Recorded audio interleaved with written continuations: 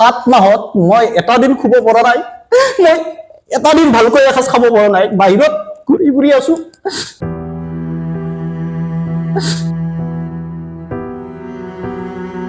মই তাইৰ ফোনত উঠো ৰাতিপুৱা, তাইৰ ফোনত শু মই।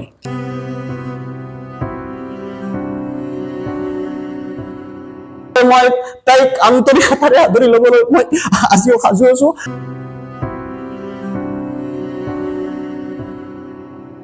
নমস্কাৰ, চাবলৈ আৰম্ভ কৰিছে অসম টাইম। মই দিগন্ত ভৰালী। আমাৰ এই অনুষ্ঠানৰ লক্ষ্য হৈছে নতুন প্ৰজন্মক চিনাকি কৰি দিয়া। সাহিত্য সংস্কৃতিৰ পৰা বিভিন্ন ক্ষেত্ৰত যিসকলে নতুন প্ৰজন্মক কাম কৰি আছে, আমি এই অনুষ্ঠানৰ জৰিয়তে সেই নতুন প্ৰজন্মক চিনাকি কৰি দিবলৈ যত্ন কৰিম। আৰু আজিৰ আমাৰ এই অনুষ্ঠানৰ অতিথি এগৰাকী তৰুণ প্ৰজন্মৰ কবি ধৰ্মেন্দ্ৰ বেজবৰুৱা। আৰু ধৰ্মেন্দ্ৰ বেজবৰুৱাৰ এখন কাব্যগ্ৰন্থ নিশাৰ জনাকত জীৱনৰ কবিতা শেহতীয়াকৈ বৰভাগ গ্ৰন্থমেলাত প্ৰকাশ কৰা হৈছিল। আৰু এই কিতাপখনে বৰ্তমান সময়ত কাব্য ৰসিকসকলৰ মাজত বেছ চৰ্চা লাভ কৰিছে। আমি ধৰ্মেন্দ্ৰ বেজবৰুৱাক আমাৰ অনুষ্ঠানৰ মাজলৈ স্বাগতম জনাইছোঁ। নমস্কাৰ জনাইছোঁ। বৰভাগ গ্ৰন্থমেলাত নিশাৰ জনাকত জীৱনৰ কবিতা এই কাব্যগ্ৰন্থখনে বেছ চৰ্চা লাভ কৰিছিল। কবিতাৰ মাজলৈ তুমি কেনেদৰে আহিলা? প্ৰথমতে ধন্যবাদ জ্ঞাপন কৰিছোঁ অসম টাইমক, মোৰ নিচিনা এজন সাধাৰণ ল'ৰাক এই ধৰণে ইয়াত সাক্ষাৎ কৰাৰ বাবে আমন্ত্ৰণ জনোৱাৰ বাবে। তাৰ লগতে আপোনাকো ধন্যবাদ জ্ঞাপন কৰিছোঁ। কিতাপখনৰ বিষয়ে ক'ব গ'লে বহুত, কিন্তু একেবাৰে সাধাৰণভাৱে ক'বলৈ গ'লে মানে কবিতা ভাল পাইছিলোঁ আগৰ পৰা, কিন্তু কিতাপ লিখাৰ কাৰণে মানসিকতা নাছিল। কিন্তু তথাপিতো মানে জীৱনে শিকাই যোৱা কিছু কথা হয়তো মই শব্দৰূপ দিবলৈ চেষ্টা কৰিলোঁ, আৰু তেনেদৰেই এই কিতাপখনৰ জন্ম হ'ল নিশাৰ জনাকত জীৱনৰ কবিতা। নিশাৰ জনাকত জীৱনৰ কবিতা তুমি কিতাপখন উৎসৰ্গা কৰিছিলা তোমাৰ পিতৃ আৰু তোমাক এৰি থৈ যোৱা প্ৰিয়তমাৰ নামত। হয়, তুমি ইয়াত লিখিছা যে আজিও একেদৰে চাই লওঁ জনাক নিশাৰ সৌ আকাশখনৰ ফালে, কিজানি মই তাতেই বিচাৰি পাওঁ দেউতাৰ আশীষ আৰু প্ৰিয়তমাৰ স্মৃতি। এই অন্তৰালত তুমি বিভিন্ন সভাই সমিতি বা বিভিন্ন অনুষ্ঠানত এই কথাখিনি কৈছা। আমি এবাৰ জানিব বিচাৰিম সেই এৰি থৈ অহা জীৱনৰ পৃষ্ঠাসমূহ। প্ৰিয়তমাই তোমাক এৰি থৈ গ'ল আৰু এৰি থৈ যোৱাৰ পিছত এই কিতাপখনৰ সৃষ্টি হৈছে। আচলতে মই কিতাপখনৰ বিষয়ে ক'বলৈ গ'লে, এই কিতাপখন যদিও নিশাৰ জনাকত জীৱনৰ কবিতা নাম দিয়া আছে, তাত দুটা পাৰ্টত কবিতাসমূহ আছে। এটা পাৰ্ট জীৱনৰ কবিতা আৰু আনটো পাৰ্ট নিশাৰ জনাক। মানে মই এতিয়া সাধাৰণ পৰিয়ালৰ পৰা অহা ল'ৰা, আৰু তাৰ বাবে জীৱনত কিছু ঘাত প্ৰতিঘাতৰ মাজেৰে আজি এই পৰ্যায় পাইছোঁ, আৰু সেই জীৱনে কি শিকাই গৈছে সেইখিনি জীৱনৰ কবিতাত আছে। আৰু তাৰ লগত অতি শেহতীয়াভাৱে, আচলতে মই কেতিয়াও ভবা নাছিলোঁ এনেকুৱা এটা হ'ব বুলি। অতি শেহতীয়াভাৱে মোৰ এগৰাকী যাক মই মানে জেনুইন লাভ আছিল বুলি ক'ব লাগিব, যাক হৃদয়ৰে ভাল পাইছিলোঁ, সেই প্ৰিয়তমা গৰাকীয়ে মানে যি মানে পৰিস্থিতি যিয়ে নহওক, কথাখিনি বহুত ক্ৰিটিকেল। আচলতে তাই মোক যথেষ্ট ভাল পাইছিল আৰু ময়ো তাইক যথেষ্ট ভাল পাইছিলোঁ। এইখিনি আমাৰ মাজত মানে ইমান বুজাবুজি আছিল দুইজনৰ মাজত, আৰু মোতকৈ বহুত সৰু, বয়সত সৰু। মানে মোৰ বয়স এতিয়া 30 বছৰ আৰু তাইৰ বয়স এতিয়া 20 বছৰ। 20 বছৰ পাৰ হৈ এতিয়া 21ত সোমাব। কিন্তু কথাটো হ'ল মাত্ৰ এটি চৰকাৰী চাকৰি। মোৰ এতিয়া চৰকাৰী চাকৰি নাই, আৰু তেওঁলোকৰ ঘৰৰ মানুহে মানে তেওঁলোকক বিয়া দিব উলিয়ালে ছোৱালীজনীক। আৰু প্ৰত্যেক পিতৃ মাতৃৰে সপোন থাকে নিজৰ সন্তানক ভাল ঘৰ এখনো উলিয়াই দিয়া, আৰু সেইবাবে তেওঁলোকে যেতিয়া মনে বিচৰা চেন্ট্ৰেল গভৰ্ণমেণ্টত চাকৰি কৰা এজন ল'ৰা পালে, তেওঁলোকে দি দিব। কিমান বছৰৰ সম্পৰ্ক? প্ৰেমত ছোৱালীজনীৰ প্ৰেম হৈছিল কিমান বছৰ? সম্পৰ্ক খুব দীৰ্ঘকালীন নহয়, হ্ৰস্বকালীন। 6 মাহ প্ৰেম হৈছিল মাত্ৰ, আমাৰ মাজত সম্পৰ্কটো 6 মাহ আছিল। কিন্তু এনেকুৱা হ'ল যে সম্পৰ্কটো আমাৰ মানে আৰম্ভ ভালকৈ নহওঁতে যেন আমাৰ সম্পৰ্কটো সামৰণি পৰিল, আৰু য'ত আমি দুইজনেই অত্যন্ত মানে আঘাত হৈছোঁ। আৰু মই জানো মই যিখিনি আঘাত হৈছোঁ সিমানখিনি আঘাত তাইও হৈছে। মই সেইখিনি বিশ্বাস মোৰ এতিয়াও আছে। তাই যদিও ইয়াত মই এৰি থৈ যোৱা বুলি ক'ব লগা হৈছে, সেইটো প্ৰেক্টিকেল কথা, কিন্তু তাইও এতিয়াও মোৰ প্ৰতি এতিয়াও সিমানখিনি মৰম আছে বুলি মোৰ বিশ্বাস। সিমানখিনি ভাল পোৱাই আছে মোৰ যিমানখিনি তাইৰ প্ৰতি আছে। তোমাৰ চকু চলচলীয়া হৈছে, নিশ্চয় প্ৰিয়তমালৈ তোমাৰ মনত পৰিছে। আৰু প্ৰিয়তমাই যিহেতু তোমাক এৰি থৈ গ'ল, বা ঘৰৰ মানে হেঁচাত, পৰিয়ালৰ হেঁচাতে হওক, সম্পূৰ্ণ এটা মানে পাৰিবাৰিক হেঁচা আছিলে তাইৰ ওপৰত, আৰু সেইখিনি মই মানে তেনেদৰে ভাবিছোঁ। যেতিয়াৰ পৰা মানে প্ৰিয়তমাই তোমাক এৰি থৈ গ'ল, পিছত যোগাযোগ হৈছিল নে নাই? যোগাযোগ মানে এনেকুৱা হ'ল, চাওক কথাটো এনেকুৱা যে আমাৰ তেওঁৰ লগত চা চিনাকি হৈছিলে জুলাই মাহত। জুলাইৰ পিছত আমি নৱেম্বৰলৈকে আমাৰ প্ৰায় প্ৰেমৰ সম্পৰ্ক এটা হ'ল। ডিচেম্বৰ মাহত হঠাৎ যেতিয়া তেওঁলোকৰ মানে ঘৰৰ মানুহৰ যোগেদি এটা মানে আকস্মিকভাৱে তেওঁলোকৰ মানে হৈ গ'ল যে তেওঁলোকৰ চৰকাৰী চাকৰি কৰা ল'ৰা এটাই চাব আহিলে, তেওঁলোকে বিয়াৰ সিদ্ধান্ত লৈ ল'লে। আৰু ছোৱালীজনীয়ে মোক মানে অহা ল'ৰাজন অহাৰ দুদিন আগত ফোন কৰিছে যে তুমি আহা, যদি মোক এনেকুৱা এনেকুৱা কথা, মই কিন্তু তোমাৰহে হ'ব বিচাৰো, মই আচলতে মোৰ ঘৰত মত নাই, কিন্তু ঘৰৰ মানুহে মোক বিয়া দিব ওলাইছে, এতিয়া মই কি কৰোঁ, মই একো কৰিব পৰা নাই, তুমি আহিবানে?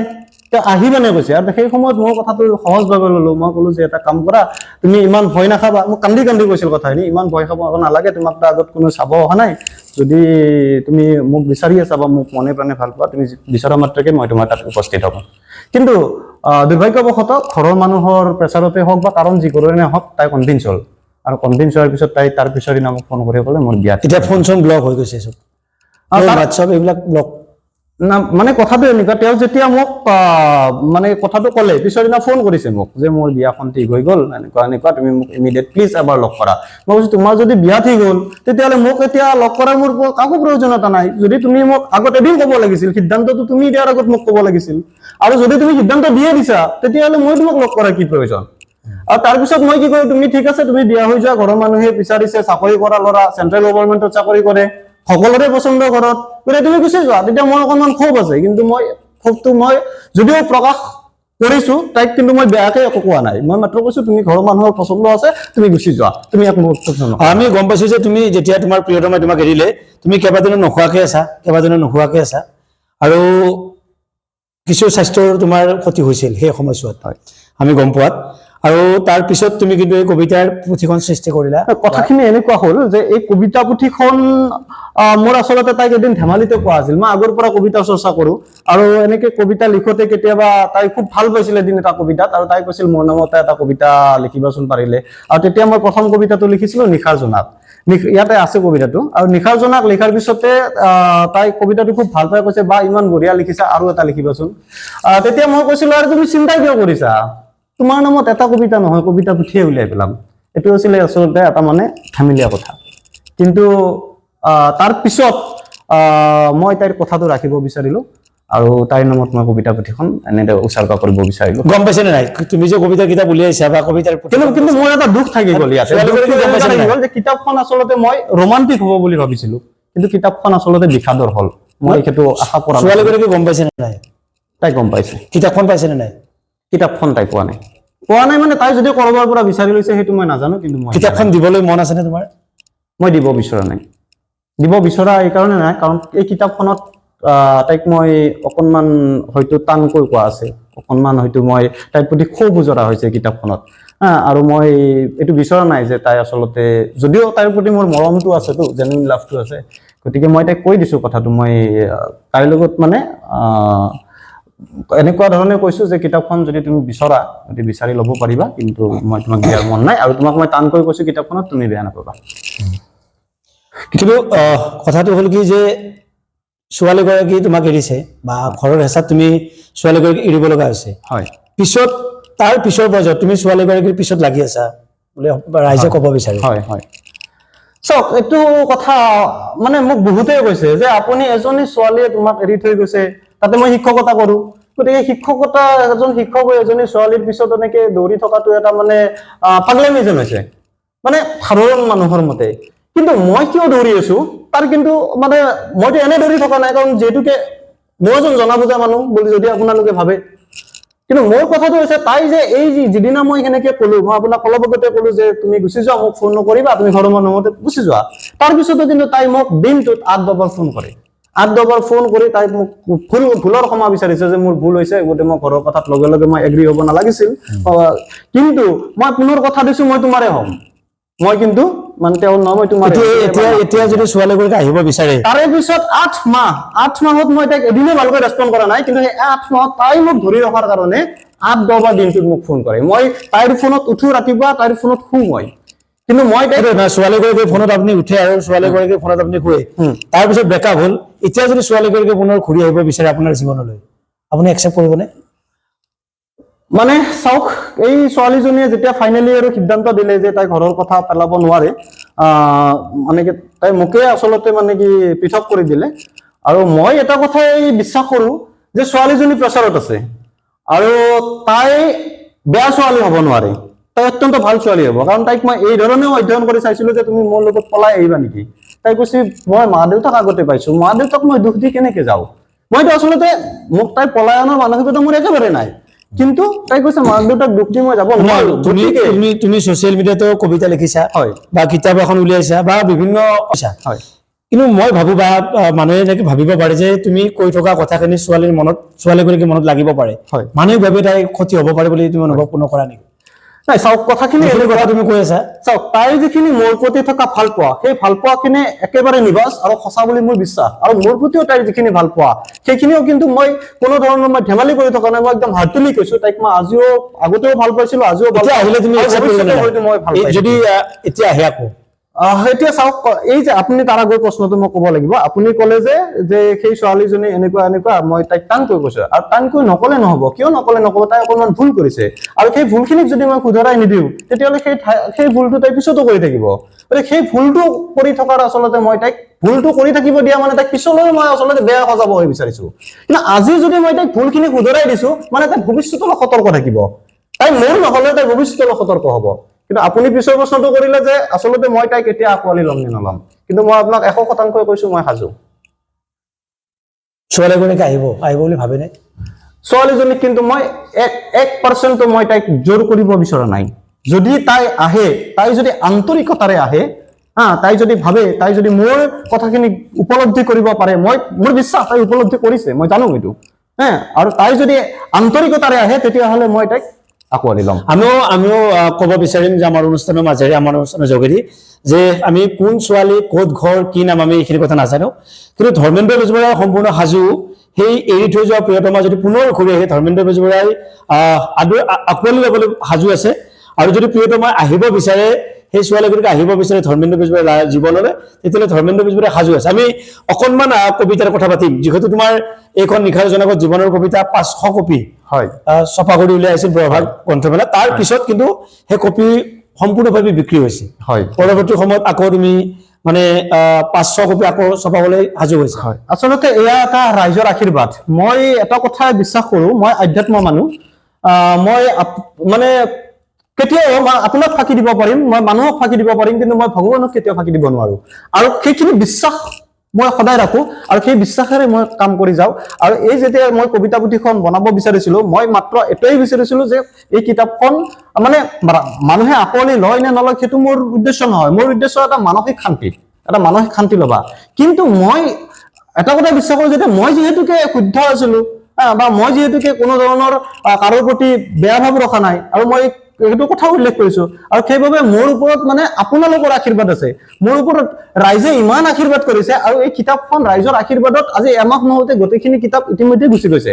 আৰু মই বিশেষভাৱে ধন্যবাদ দিব লাগিব আমাৰ যিখিনি সংবাদ মাধ্যম আছে, সংবাদ মাধ্যমৰ মানুহখিনিয়ে মোক ইমান ইয়াত মানে সহায় কৰিছে। প্ৰণৱ দা হওক বা গোটেই যিখিনি আছে আমাৰ ৰিপৰ্টাৰ, গোটেইখিনি আছে, আমাৰ মৃদুল আছে মোৰ বন্ধু। আৰু মূলতে দিব লাগিব কিন্তু অসম টাইমৰ আমাৰ মুখ্য সম্পাদক এম মহিমুৰ ৰহমান, তেখেতে কিন্তু মোক এই প্ৰচাৰৰ ক্ষেত্ৰত যথেষ্টখিনি মোক সহযোগ কৰিছে। আৰু তাৰ লগে লগে মোক মই যিজন মানুহকে কৈছো যে আপুনি কিতাপখন লওক, প্ৰত্যেকজন মানুহে কিতাপখন লৈছে। তেওঁলোকৰ পৰা মই মূল্য বিচৰা নাই, কিন্তু তেওঁলোকে মোক জোৰ কৰি মূল্য দিছে। আমাৰ অনুষ্ঠানৰ লক্ষ্য বা উদ্দেশ্য হৈছে যে নতুন প্ৰজন্মৰ বিভিন্ন ক্ষেত্ৰত নতুন প্ৰজন্মৰ কাম কৰিছে, আৰু নতুন প্ৰজন্মক চিনাকি কৰি দিয়া আমাৰ অনুষ্ঠানৰ মূল উদ্দেশ্য। আমি অনুষ্ঠান শেষ কৰিব বিচাৰিম যে পৰৱৰ্তী সময়ত এনেদৰে কিতাপ বা কবিতাৰ কিতাপ হওক, গল্পৰ কিতাপ হওক, আমি প্ৰকাশ কৰাৰ কিবা দিহা কৰা হৈছে নেকি? চাওক, মই মানে কবি হোৱাৰ সপোন নাছিল, গল্পকাৰ হোৱাৰ সপোন নাছিল। মই এজন সাধাৰণ ল'ৰা, সাধাৰণভাৱে চলি থকাৰ মোৰ ইচ্ছা আছিল। তো যিটো ধৰক জীৱিকাৰ উপায় সেইমতে চলি আছিলো। কিন্তু এতিয়া মোৰ এনেকুৱা লাগিছে এই কিতাপখন এটা জাগৰণৰ সৃষ্টি হৈছে। গতিকে বিশেষকে এই নলবাৰী জিলা বুলি নহয়, অসমৰ বিভিন্ন প্ৰান্তলৈ কিতাপখন গুচি গৈছে। আৰু এতিয়া বিভিন্নজন মানুহে মোক পৰামৰ্শ কৰিছে, বিভিন্নজন মানুহে মোৰ পৰা আশা কৰিছে। আৰু মই নাজানো মোৰ কিমানখিনি সক্ষমতা আছে নে নাই, কিন্তু মই এনেকুৱা অনুভৱ কৰিছো যে মোৰ যেন এতিয়া দায়িত্ব বাঢ়িছে। আমি কথা পাতি আছো তৰুণ প্ৰজন্মৰ কবি ধৰ্মেন্দ্ৰ বেজবৰুৱাৰ সৈতে, আৰু ধৰ্মেন্দ্ৰ বেজবৰুৱাৰ শেহতীয়া গ্ৰন্থ নিশাৰ জনাকত জীৱনৰ কবিতা চৰ্চা লাভ কৰিছে। আমি ধৰ্মেন্দ্ৰ বেজবৰুৱাক মাজে মাজে আমি কথাখিনি সুধি আছো যে প্ৰেমজনিত কাৰণত তুমি মই আৰম্ভণিতে কৈছিলো যে তুমি কেইবাদিনো ভাত নোখোৱাকে আছা, কেইবাদিনো নোখোৱাকে আছা। হয়, সেই স্মৃতি, যি সময়ত তুমি ছোৱালীগৰাকীক ভাল পাই আছিলা, সেই স্মৃতি এতিয়া আমনি কৰে নিশ্চয়। চাওক, আজি আমাৰ সম্পৰ্কটো বন্ধ হোৱাৰ আমাৰ প্ৰায় 7 মাহ হ'ল, প্ৰায় 7 মাহ হ'ল। কিন্তু এই 7 মাহত মই এটা দিন শুব পৰা নাই, মই এটা দিন ভালকৈ এসাঁজ খাব পৰা নাই, বাহিৰত ঘূৰি ফুৰি আছো। কিন্তু যদিও মই ঘূৰি ফুৰি আছো, মানুহে মোৰ এটা ভাল পৰ্যায় দেখা পাই আছে, কিন্তু মই ইণ্টাৰনেলি মানুহজন যিটো ইণ্টাৰনেল হেপিনেছ, এই ইণ্টাৰনেল হেপিনেছটো মোৰ একেবাৰে নোহোৱা হৈ গৈছে। আৰু দ্বিতীয় কথা, এই কিতাপখনৰ লগত আচলতে তেওঁলোকৰ যিজন চাব আহিছিল সেই ল'ৰাজনক আমাৰ ভাল পোৱাৰ কথা মই কৈ দিছো। আৰু কৈ দিয়াৰ পিছত তেওঁলোকৰ মানে ঘৰৰ মানুহে এনেকুৱা এটা কথা কৈছে যে মই বিয়াখন ভাঙিলো। কিন্তু মোৰ কথাটো হৈছে যে তেওঁলোকৰ ছোৱালীৰ বিয়া ভাঙি মই মানে কি কিতাপ লিখি তেওঁলোকে মোক এনেকুৱা শব্দ মানে শুনা পাইছো আৰু অহুকানে পুহুকানে, যি তেওঁ আমাৰ ছোৱালীৰ নামত কিতাপ লিখি তেওঁ মহান হ'ল। আৰু মই তেওঁলোকৰ বিয়াখন কিন্তু মই ভাঙিলো। কিন্তু মই আপোনাৰ মানে এই ছোৱালীজনীৰ মা দেউতাকক আপোনালোকক মই অনুৰোধ কৰিছো যে আপোনালোকৰ ছোৱালীক মই হৃদয়েৰে ভাল পাওঁ, আৰু সেইবাবে হয়তো আপোনালোকৰ ছোৱালীজনীক মই পোৱাৰ স্বাৰ্থতে সেইখিনি কৰিবলৈ মই বাধ্য হৈছিলো। কিন্তু মই আপোনালোকৰ মহান হোৱাৰ বাবে মই কবিতা পুথি লিখা নাছিলো। মই এইটো কথা বাৰে বাৰে কৈছো, দৰকাৰ হলে মই এই কবিতা পুথিখন লিখিছো, মোৰ কথাটো মই ইয়াত মোৰ মনৰ কথাখিনি প্ৰকাশ কৰিব লিখিছিলো। কিন্তু মই পুনৰবাৰ কৈছো, আপোনালোকে যদি বিচাৰে, আপোনালোকৰ যদি ছোৱালীয়ে বিচাৰে, তেতিয়াহ'লে মই তাইক আন্তৰিকতাৰে আদৰি ল'বলৈ মই আজিও সাজু আছো। আৰু মই এইটো কথাও জানো যে আপোনাৰ ছোৱালীও শান্তিত নাই, ময়ো শান্তিত নাই, কাৰণ আমি দুয়োজনে ইজনে সিজনক ভাল পাইছিলো। আপুনি আপোনাৰ ছোৱালীক, কাৰণ যিয়ে নহওক আপোনাৰ ছোৱালী অত্যন্ত ভাল ছোৱালী, আৰু সেইবাবে হয়তো আপোনালোকৰ দুখ পাব বুলি তাই আপোনালোকৰ মনৰ কথাখিনি খোলা ক'ব নাই। তাইৰ এনেকুৱা সমস্যা হৈছে যে তাই আপোনালোকক আদৰি ল'ব নে মোক আদৰি ল'ব, আৰু তাই ভাল ছোৱালী হোৱা হেতুকে এইখিনি সমস্যা অকণমান থাকে, মানে ছোৱালী হ'লে অকণমান সমস্যা থাকে যে মাক দেউতাকক এৰিব নে বা প্ৰিয়তমাক এৰিব, অকণমান সমস্যা থাকে। আমি ধৰ্মেন্দ্ৰ বেজবৰুৱাই খুব আৱেগিক হৈছে, আৱেগিক হোৱাৰ কথা, যিটো প্ৰকৃতভাৱে ভাল পাইছিল বা প্ৰেমৰ সম্পৰ্ক আছিল। আমি অনুষ্ঠানৰ যিটো কথা পাতি আছো, আমি অন্য প্ৰসংগলৈ যাব বিচাৰিছো। মই হৃদয়েৰে ভাল পাওঁ, আৰু হৃদয়েৰে যেতিয়া ভাল পাওঁ তেতিয়াহ'লে তাইক আকলি নোলোৱাৰ প্ৰশ্নই নাই। হয়, তাই কিবা এটা ভুল কৰিছে, পৰিস্থিতিত পৰিয়ে হওক বা যিকোনো কাৰণতে নহওক কিয়, গতিকে মানুহৰ ভুল হৈ যায়। আৰু আমাৰ কথাটো হৈছে যে আমি যেতিয়া ধৰক এটা আলু এটা যদি এটা অংশ পচি যায়, কোনোবাই হয়তো ক'ব পাৰে যে আলুটো হয়তো মানে পেলাই দিয়াটো প্ৰয়োজন, কিন্তু মোৰ মতে কোৱা হৈছে আলুটোৰ যিখিনি বেয়া পচি যোৱা অংশখিনি কাটি আমি ভাল অংশখিনি ৰাখিব বিচাৰিছো। আৰু সেই হিচাপে তাইৰ যিখিনি বেয়া, সেই বেয়াখিনিক মই বেয়া বুলি কৈছো, কিন্তু মই ছোৱালীজনীক বেয়া বুলি কোৱা নাই। তাইৰ মোৰ কাৰণে আজিও মই দেৱীৰ মৰ্যাদা দি আহিছো তাইক, আজিও মই অত্যন্ত ভাল পাওঁ, আৰু আকলি নোলোৱাৰ প্ৰশ্নই নাই। তাই আন্তৰিকতাৰে আহিলে মই আকলি লোৱাটো একেবাৰে নিশ্চিত। কেৱল মাক দেউতাকে যদি মোক আন্তৰিকতাৰে দিব লাগিব নিজৰ ছোৱালীজনীক, মই পলুৱাই নানো কেতিয়াও। যদি মাক দেউতাকে মোক আন্তৰিকতাৰে দিয়ে বা ছোৱালীজনী যদি আন্তৰিকতাৰে আহিব বিচাৰে, তেতিয়াহ'লে তাইৰ মই আকলি লোৱাটো একেবাৰে মই প্ৰস্তুত আছো। নিশ্চয়কৈ আমি ধৰ্মেন্দ্ৰ বেজবৰুৱাক আমিও অভিনন্দন শুভেচ্ছা জ্ঞাপন কৰিছো পৰৱৰ্তী দিনৰ কাৰণে। আৰু আজিৰ এই অনুষ্ঠানত আমাৰ লগত আমি কথা পাতিলো তৰুণ প্ৰজন্মৰ এগৰাকী কবি ধৰ্মেন্দ্ৰ বেজবৰুৱাৰ লগত। আৰু ধৰ্মেন্দ্ৰ বেজবৰুৱাই তেওঁৰ জীৱনত ঘটা কিছু ঘটনা বিৱৰি আমাৰ আগত ক'লে। আমি পুনৰবাৰ ধৰ্মেন্দ্ৰ বেজবৰুৱাক শুভেচ্ছা জ্ঞাপন কৰিছো পৰৱৰ্তী সময়ৰ কাৰণে। ধৰ্মেন্দ্ৰ বেজবৰুৱাৰ কলম যাতে কোনোদিনে থমকি নৰয়, তাৰ বাবে আমি শুভেচ্ছা জ্ঞাপন কৰি অনুষ্ঠানৰ মাজৰ পৰা বিদায় লৈছো।